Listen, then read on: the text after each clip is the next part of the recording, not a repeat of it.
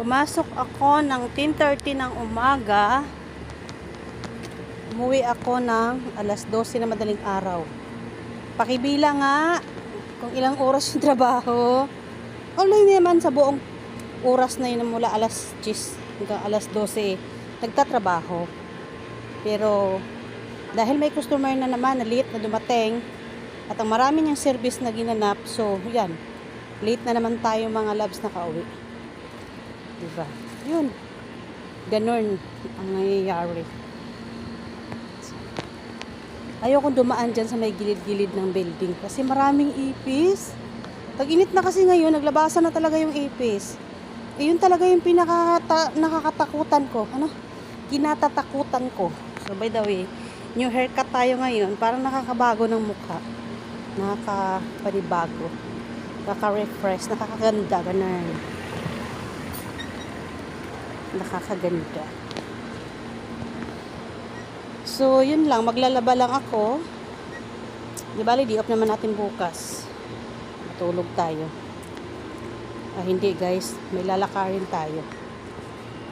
Maglaba tayo. Maglaba. Daming labahin. Maglaba. Dito na tayo daan sa gilid kasi may mga lalaki. Tayo na lang mag-adjust. Kalimutan ko guys, punta pala akong Bakaala. Bibili ako ng tubig kasi wala na akong tubig sa kwarto.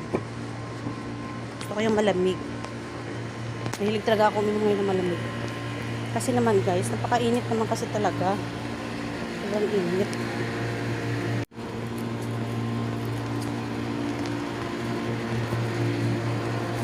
Bibili na tayo ng tubig.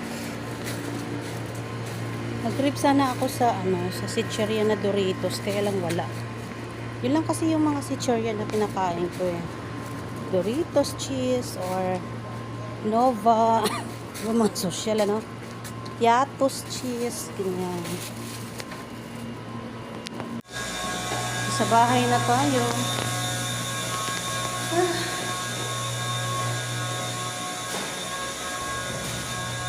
Sana naman guys, may liwanag na sa ating kalagayan dito. Masyado na akong kampantin na lang.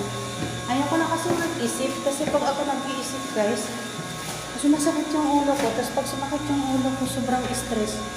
Ewan ko, naiyak na lang ako ng walang... Basta naiyak na lang ako, natulong yung luha ko ganyan. Hirap labanan yung gano'n. Sobrang isip yung isip. After 12, 13, 14 hours, after 14 hours, nakauwi din tayo sa ating pamamahay. At napakainit.